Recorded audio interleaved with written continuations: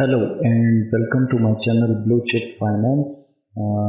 इस वीडियो के अंदर हम सिंगल एंट्री सिस्टम अकाउंटिंग और इनकम्प्लीट रिकॉर्ड्स, जिसका टॉपिक है सिंगल एंट्री सिस्टम, इसकी 2014 सप्लीमेंट्री की जो क्वेश्चन है उसको डिस्कस करने जा रहे हैं। तो क्वेश्चन है ji, Yasir who keeps his books on single entry submitted returns to the income tax authorities showing his income to be as follows। कि यासिर जो अपनी बुक्स को सिंगल एंट्री सिस्टम के ऊपर मेंटेन करता है, वो इनकम टैक्स अथॉरिटीज़ को उसने ये स्टेटमेंट दी है। यानी कि 31 दिसंबर 2000 को उसकी जो इनकम है वो है 14,700 और 31 दिसंबर 2001 को 14,800 एंड सो ऑन। यानी कि 3 और 3 6 साल की इनकम का डाटा उसने प्रोवाइड किया है। The income tax officer is not satisfied as to the accuracy of the account submitted. You are instructed to assist in establishing their correctness, and for that purpose you are supplied with the following information। तो मामला ये है जी कि income tax officer जो है वो इस account की एक्यूरेसी से जो आपने सबमिट किया है उससे सेटिस्फाई नहीं है, और आपको इंस्ट्रक्ट किया गया है कि आप असिस्ट करें इसकी करेक्टनेस को, और इसकी करेक्टनेस को असिस्ट करने के लिए आपको इंफॉर्मेशन नीचे प्रोवाइड की गई है, विच मीन्स कि आप सब इस इंफॉर्मेशन के ऊपर रिलाई करते हुए इसका जो फेयरनेस है उसके बारे में आप आउटकम लेके आए। तो सबसे पहले business liabilities and assets at 31 December 1999 were यानी कि 1999 का जो क्लोजिंग बैलेंस है एसेट्स और लायबिलिटीज़ का, उसमें डेटर्स हैं जी 2900। सन्ड्री डेटर्स वो लोग जिनसे आपने अमाउंट लेनी है वो 2900 जो कि एसेट है। Cash at bank and in hand again asset है आपका 18,940। स्टॉक ₹10,840 जो कि आपका डेफिनेट सी बात है कि एसेट है at selling price which is 25% above cost. और एक साथ एक बात भी मेंशन की गई है कि ये जो स्टॉक है ये इसमें 25% अबव लिया गया है कॉस्ट से, यानी कि इसमें प्रॉफिट भी इंक्लूड है। और क्रेडिटर्स जो कि आपकी लायबिलिटी है 14640 ये यहाँ पे गिवन है। उसके बाद यासिर ऑड हिज ब्रदर ₹8,000। इसने अपने भाई के अमाउंट देनी है जी 8,000 की ऑन 31 दिसंबर 1999। सो ऑब्वियस सी बात है ये लायबिलिटी है इसके ऊपर। On 15 February 2002 he repaid this amount, and on 1st January 2005 he lent his brother ₹6,000। 15 February 2002 को, जो कि 31 दिसंबर 1999 को इसने अमाउंट अपने भाई से ली थी, वो इसने रीपे कर दी है। और 1 जनवरी 2005 को अब इसने अपने भाई को अमाउंट दी है लोन के ऊपर 6,000।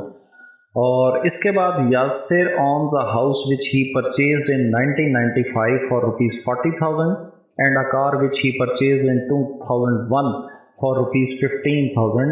In 2004 he bought ₹20,000 shares in X Limited for ₹15,000 and so on. ये मज़ीद भी इंफॉर्मेशन गिवन है एडजस्टमेंट के अंदर।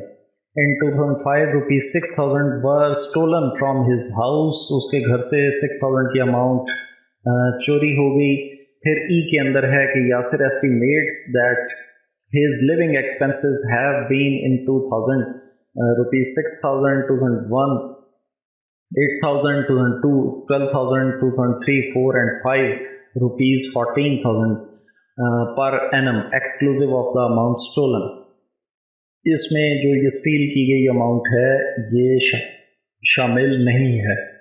तो क्वेश्चन को थोड़ा सा इजी करने के लिए, क्योंकि एडजस्टमेंट्स काफ़ी लंबी हैं, तो ये मैं आपको बताता चलूँ कि ये ड्राइंग्स हो जाएंगी इसकी, जिनको हम प्रॉफिट एंड लॉस स्टेटमेंट बनाते वक्त हम इनको कंसिडर करेंगे। तो on 31st December 2005, the business liabilities and assets were creditors rupees 16,800, debtors rupees 11,840, cash at bank and in hand 38,900, and stock 13,480 at selling price, which shows a gross profit of 25%. अच्छा जी, तो ये information है जी। तो सबसे पहले as usual हम क्या करेंगे जी, इसकी ओपनिंग बैलेंस शीट हम बनाते हैं। अच्छा, ओपनिंग बैलेंस शीट जो है वो लाजमी सी बात है 31 दिसंबर 1999 को बनेगी, और उसके अंदर आप अगर यहाँ पे देखें कि इसके जो 1999 दिसंबर 31 को इसके जो डेटर्स हैं, एसेट हैं, cash at bank in hand asset है, स्टॉक एसेट है, और क्रेडिटर्स लाइबिलिटी है। इसके बाद अगर आप देखें तो यहाँ पे इन्होंने बताया है जी कि 8,000 इन्होंने भाई से लोन लिया हुआ है 31 दिसंबर 1919। तो once again it's also liability. और उसके बाद अगर देखेंगे 2002 की इंफॉर्मेशन है, इग्नोर कर दें फ़िलहाल। उसके बाद ये भी 2005 की इंफॉर्मेशन है, इग्नोर कर दें। ये इंफॉर्मेशन आपके काम की है कि इसने एक घर बाय किया था 1995 को, तो इसने सेलिंग का इसका नहीं बताया, तो इट मीन्स कि ये भी इसके पोजेशन के अंदर है 40,000 का। तो 1999 के अंदर ये घर भी इसका एसेट के तौर पे कंसिडर किया जाएगा, क्योंकि ये 1995 में तो लिया था लेकिन इसके पास अभी तक मौजूद है, तो वो भी इसका एसेट है। बाकी 2001 की इंफॉर्मेशन, 2004 की, ये अभी हम इसको ट्रीट नहीं करेंगे।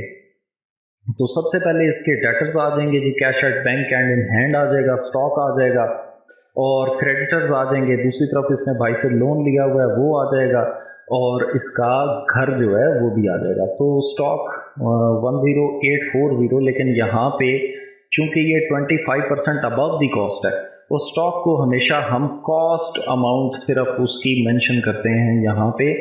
तो अगर ये 25% अबव दी कॉस्ट है तो सिंपल है, आप इसको 125 के ऊपर डिवाइड कर लें, आपको एक पोर्शन पता लग जाएगा, और उस एक पोर्शन को मल्टीप्लाई करें 25 के साथ जो कि इसका प्रॉफिट बीच में शामिल है, और वो कैलकुलेट करके यहाँ पे इसमें से माइनस कर दें, तो आपको पता लग जाएगा कि इसकी कॉस्ट क्या थी, 8672। उसके बाद cash at bank and in hand 18940 आपने मेंशन कर दिया। सन्डी डेटर्स इसके 2900 हैं, वो आपने मेंशन कर दिए, और घर जो जिसका पहले मैं डिस्कस कर चुका हूँ 40,000। दूसरी तरफ अगर आप देखें तो सन्ड्री क्रेडिटर्स इसके यहाँ पे मेंशन किए गए हैं जी 14640, और एक जो इसने अपने भाई से लोन लिया हुआ है 8,000 का, वो यहाँ पे, और ये बैलेंसिंग फिगर यहाँ पे आ जाएगी इसका ओपनिंग कैपिटल। अब आ जाते हैं जी हम इसके क्लोजिंग कैपिटल की तरफ। तो क्लोजिंग कैपिटल के अंदर आप देखें कि जो आपको इंफॉर्मेशन मुहैया की गई है इस क्वेश्चन के अंदर, ये on 31 December 2005 the business liabilities and assets were creditors rupees 16,800। तो 16,800 ये आगे जी लाइबिलिटी इसकी। उसके बाद अगर आप देखें डेटर्स 11,840, डेटर्स जो हैं इसके यहाँ पे आ जाएंगे, ये सन्ड्री डेटर्स आ गए 11,840। और उसके बाद अगर आप देखें ji cash at bank and in hand 38,900, और 38,900 ये cash at bank and in hand asset है इसका, ये आ गया यहाँ पे। उसके बाद आप देखें जी कि स्टॉक इसका 13,480 at selling price which shows a gross profit of 25%।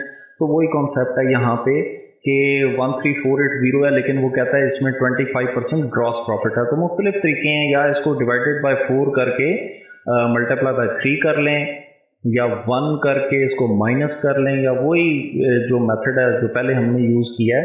तो यहाँ पे हम इसको चूँकि इसमें 25% वो बोल रहा है कि इसमें ग्रॉस प्रॉफिट भी शामिल है, तो इसका मतलब है कि अगर 25 हिस्से या पोर्शंस या फीसद इसका ग्रॉस प्रॉफिट है इसके अंदर 13480, तो इट मीन्स फिर 75% इसकी कॉस्ट है।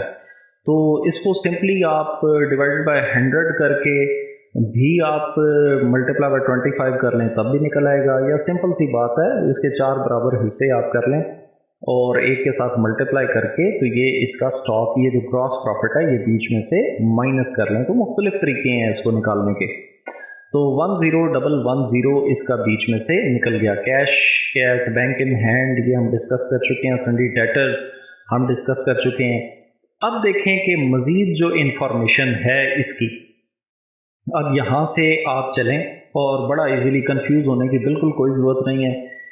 ये हम ट्रीट कर चुके हैं ए, और ये 8000 भी हम ट्रीट कर चुके हैं। ये यहाँ पे देखें on 15 February 2002 he repaid this amount. अच्छा, इसका मतलब है रीपे कर दिया तो ठीक है, लायबिलिटी में हम अब इसको नहीं लिखेंगे। On 1 January 2005 he lent his brother ₹6000। इसका मतलब है 1 जनवरी 2005 को इसने अपने भाई को 6000 रुपीज़ दिए। तो इट मीन्स कि इसको वापस मिलेंगे, इसका एसेट हो गया। तो ये 6000 ये हमने यहाँ पे इसको मेंशन कर दिया। उसके बाद अगर आप आगे चलें, Yasir owns a house which he purchase in 1995, तो ये इट मीन्स कि अभी तक इसका एसेट है। कहीं पे भी उन्होंने मेंशन नहीं किया कि ये उसने वापस बेच दिया है या इससे जा चुका है। तो हाउस जो है वो भी स्टिल अभी तक इसका एसेट है। और उसके बाद अगर आप देखें and car which he purchase इन 2001, अब देखें ये 1999 नहीं है, ये आप क्लोजिंग बना रहे हैं 2005 की। तो कहीं भी उसने ये मेंशन नहीं किया कि ये कार बेच दी है। तो इट मीन्स कि ये भी इसके पोजेशन में, ये भी इसका एसेट है। इन 2004 he bought ₹20,000 shares in x limited for ₹15,000, तो ये भी इसका एसेट है। इसने शेयर्स में भी इन्वेस्ट किया हुआ है और इसके पास कार भी है और इसके पास घर भी है। और ये आप सब यहाँ पे मेंशन कर देंगे। हाउस भी आ गया, लोन टू ब्रदर भी आ गया, कार भी आ गया और शेयर्स भी आ गए। दूसरी तरफ मज़ीद कोई लायबिलिटी नहीं है, लोन भी अपने भाई को वापस कर चुका है और बैलेंसिंग फिगर आपका आ जाएगा क्लोजिंग कैपिटल। तो आपके इस क्वेश्चन के दो इंपॉर्टेंट चीज़ें, एक ओपनिंग कैपिटल और एक आ गया क्लोजिंग कैपिटल, आपका कैलकुलेट हो चुका है। अब आप आगे चलेंगे और statement of profit and loss हम बनाते हैं। तो आपको पता है कि हम स्टार्ट लेते हैं हमेशा क्लोजिंग कैपिटल से। तो क्लोजिंग कैपिटल इसका 120050 यहाँ पे आपने मेंशन कर दिया। अब इसमें ड्राइंग्स सारी ऐड कर दें।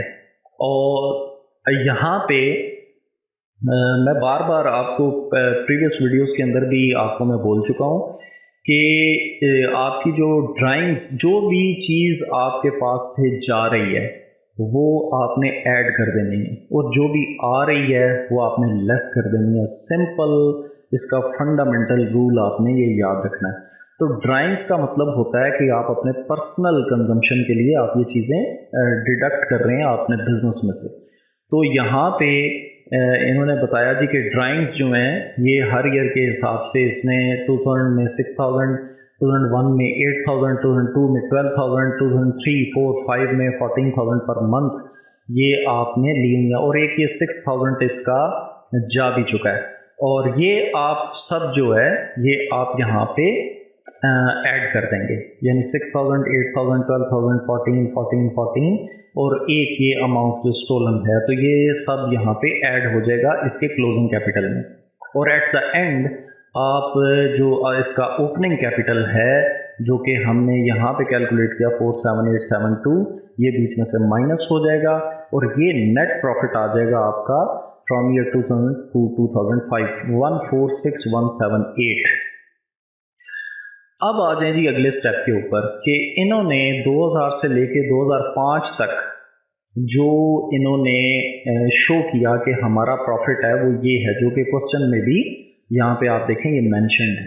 यानी कि इन्होंने बताया कि हमारा प्रॉफिट ये है, जबकि हमने जो कैलकुलेट किया है उसके मुताबिक इनका प्रॉफिट ये है 146178, जबकि इन्होंने टैक्स अथॉरिटीज़ को बताया कि हमारा प्रॉफिट है 115540। तो आप देखें कितना डिफरेंस है। डिफरेंस है जी, माइनस करके देख लें 30638। तो profit which is not shown to tax authorities is 30638। और इसके बाद आप एक्सेप्ट करेंगे कि हाँ जी बिल्कुल दुरुस्त है कि 30638 का प्रॉफिट हमने शो नहीं किया, अब हम इसको शो करें। तो ये था जी क्वेश्चन, ज़रा थोड़ा ट्रिकी क्वेश्चन था as compare to previous questions. So इसकी प्रैक्टिस करें, इतना मुश्किल नहीं है, आसान है, बस थोड़ा थ्योरेटिकली समझने की कोशिश करें। थ्योरेटिकली जिस वक्त आप क्वेश्चन को समझते हैं तो आपको सॉल्व करना आपके लिए बड़ा इजी हो जाता है। तो टिल नेक्स्ट वीडियो, अल्लाह हाफिज़, take care of your self and other persons around. Thank you.